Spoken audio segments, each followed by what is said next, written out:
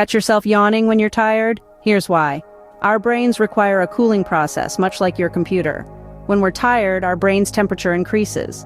Yawning allows more oxygen in, which cools down the brain. Ever yawn during a workout?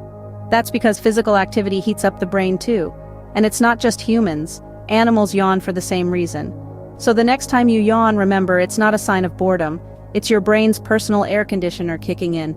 Stay tuned for more bite-sized facts. Remember, knowledge is power. Keep learning, keep growing. Until next time.